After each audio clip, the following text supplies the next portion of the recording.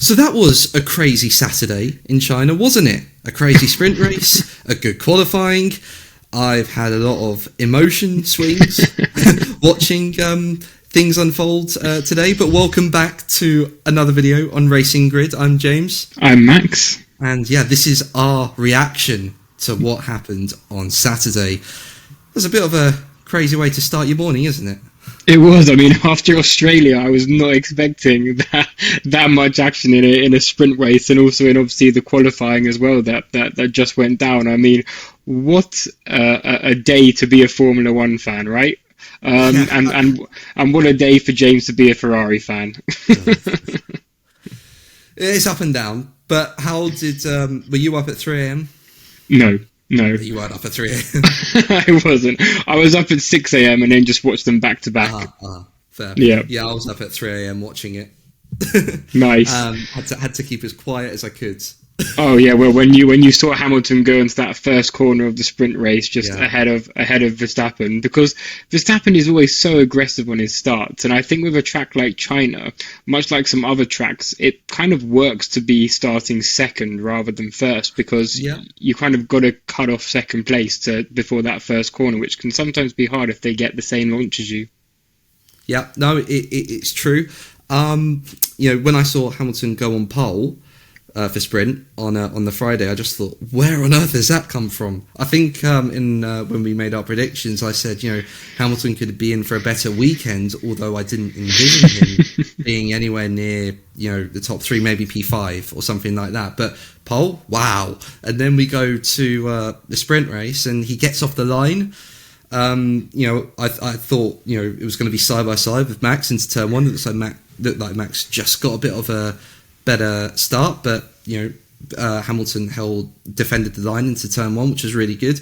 And what impressed me with Ferrari was their ability to have good tyre wear, Hamilton's ability to control the pace out in front, and he ended up having a dominant win, didn't he? He really did. I mean, what was it? I think about 6 seconds that he got out ahead. It's around 6.9.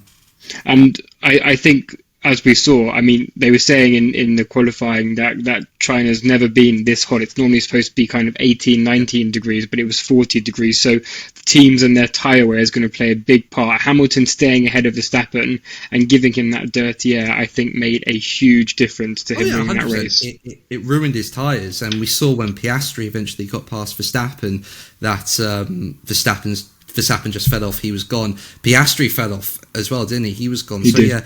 Now, you can argue, of course, that Hamilton was in clean air. So exactly. The tyres aren't going to get affected as much. But one thing I was impressed by was Charles Leclerc was able to stick relatively close to George Russell. And even though he didn't overtake him, he kept close. So it looks to me, well, at least in that sprint race, that Ferrari had a good balance, they had good tyre wear, and Hamilton just was back in his element, really. And I think he did a really, really good job. And I was extremely happy when I saw Hamilton and Ferrari cross the line P1. That was just the best thing to see. Just a really good result for them. I think you're right, and you mentioned about the last race in Australia, how they had to increase the ride height, and they had terrible race pace. I think maybe you're right that they might fix that, because they all of a sudden seem a lot more competitive than what they were last week. But a talking point from me is, one, Lando Norris. He did the same mistakes he did last year in the sprint. Obviously, the first time round he went wide last year and lost a couple of places. This year, no one pushed him. He just went onto the gravel, onto the grass, and just kind of made a mess up of that race for himself and just couldn't get past. What is going on with Lando Norris's form at the moment? He looked in good form in Melbourne. He looked like he had everything under control. It looked like a very good race, but it's been a really awful weekend for him. The amount of mistakes he's made over his push laps has been a bit odd. I wasn't expecting that. And then, you're right, in the race, unprovoked or anything like that, he just drifted out wide and cost himself 3 positions. There was no reason to go out there. He just went out there and it cost him. So he's making mistakes again, which is a shame. because he looked like he got over that in Melbourne. But yeah, it looks like they're back. I know that he says the car is tricky to drive, that it's a fast car, but a tricky car to get on top of. But you've got to get on top of it at this level. And yeah, it was a shame to see him make the amount of mistakes he has. And that carried through into qualifying as well. Because, again, Norris looked fast over one lap in qualifying for the main Grand Prix.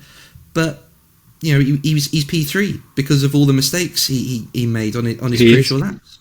Absolutely. I mean, even through the Q2, yeah, I mean, he set a blistering pace on his lap in Q2. I think 4 tenths ahead of even his teammate. And so, yeah, I think he's feeling the pressure early on, and he really shouldn't, because we're 2 races into the season. You know, a championship doesn't get won in the first 2 races, it gets won at the end of the season. So as long as he can keep his cool, get his head together, and hopefully have a good race tomorrow, I still think he'll be able to finish second or first potentially. Yeah, I think the pace in the car is there, but it depends if he makes mistakes. But credit to Oscar Piastri, you know, pole position. I think he looked really good in the sprint. He did. I think he had good pace in the sprint, and you know, I think the only reason he didn't get Hamilton is because he overdid his tyres trying to get past Verstappen.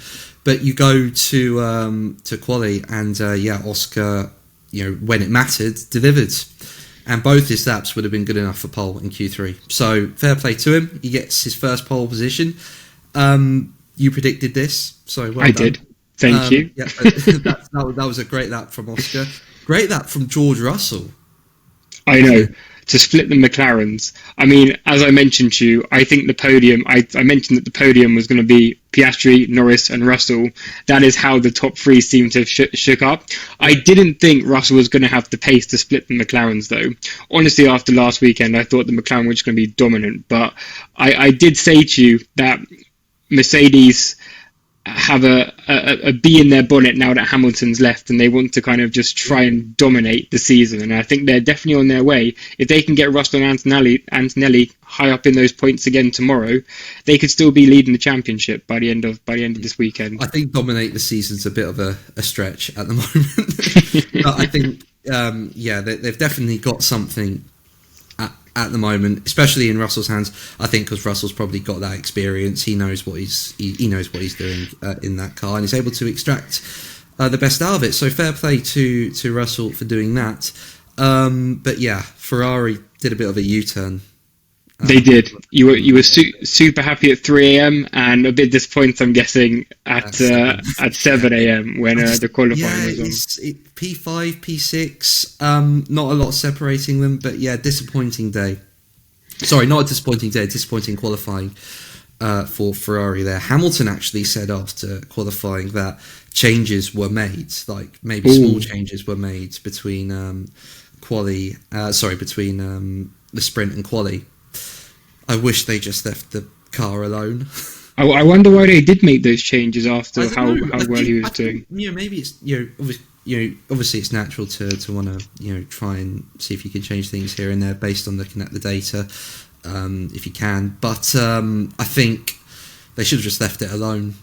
Really, they really should have left it alone, because the speed Hamilton had in the sprint was not translated in qualifying. It doesn't really make sense, and until you hear that some changes were made, they should have left the car alone. Absolutely. And it's all fun talking about Ferrari, McLaren, Mercedes, Red Bull, those top teams, but let's talk about a couple of these outliers as well from qualifying. Isaac Hadjar, Yuki Tsunoda, Alex Albon. I mean, it's getting exciting in the top 10 in these qualifying conditions. I mean, we're never going to... I'm super impressed by the Red Bull Junior team. Like, really impressed by them. I think it looks like at the moment. I think Hadjar qualified Tsunoda today, didn't he? He did, yes. It looks like Tsunoda has a bit of an advantage over Hadjar, which is to be expected. But Hadjar is much closer to Tsunoda than I expected. And yeah, both drivers, looking comfortable in the car, getting the car up there. I'm really happy for the Red Bull Junior team. They've done a great job. pretty poor effort from Lawson, but we know that Max Verstappen has that car dialed to him. Liam Lawson's having to work around it. Would he be better off in the RB car? What do you think, James? I think if Lawson was in the Red Bull Junior car, he'd be doing some similar to Sonoda Hajar. I say that because he's been in the Red Bull Junior car and put in some good performances. I don't believe ability just goes as soon as you step into the second Red Bull seat. So that for sure, there's a fundamental issue there. I think the car is really difficult to drive. There are issues. Lawson is struggling to get on top of it, and Verstappen, as we know, is just in a zone with that Red Bull, and just whatever state it's in, is just able to get the best out of it and get it up there. His teammates can't. It's true. The problem with Lawson is that the other teammates were not as bad as this. No, you're right. He qualified last in both the sprint qualifying and main qualifying in China. In what was it, in Melbourne? I think he was P16, P17, something like that, and spun out. Yes. So I know the car's an issue, but not even the previous teammates were this bad. He needs to show he can perform in a race condition. Yes, qualify 20th, that's fine, but we saw Sergio Perez do it in his Racing Point, go from 20th to last, go from last to first in Sakir all those years ago. If Lawson can put on a good performance and he knows what he's got underneath him, in the sprint race he made up a couple of places in those short 19 laps. I think if he has a good race, he could still end up in the points, and that's really what he needs to do before tomorrow's race. The thing is, what he did in the sprint race was nothing to shout about. It was just, he made up, 3 places? 2-3 places? That's, Verstappen would have been 100% in the points had he been last. So, you reckon? Oh yeah, 100%. There's no way Verstappen would be hanging about, and and I know this is completely unrelated, but I always look at that sprint race Hamilton did in Brazil 2021 as a benchmark to how an out of position driver should tackle a sprint race. And Lawson is 100% out of position, and he's going to be out of position again for the main Grand Prix. So he's in a really tough spot. This is another write-off, it seems, for him, and he's got to be careful. He does. I think Helmut Marko said, these first 2 races, fine. The third race of the season, that's where we kind of need to look into things and just kind of need to show that he can perform. But it's going to be a very interesting first couple of races of the season. What do you guys think about what's going to happen in the race tomorrow? We are very excited, looking forward to it, and can't wait to recap after that race tomorrow morning, hopefully. Leave us a comment about who you think is going to win and who's going to get a podium. And until next time, we'll see you tomorrow. Take care.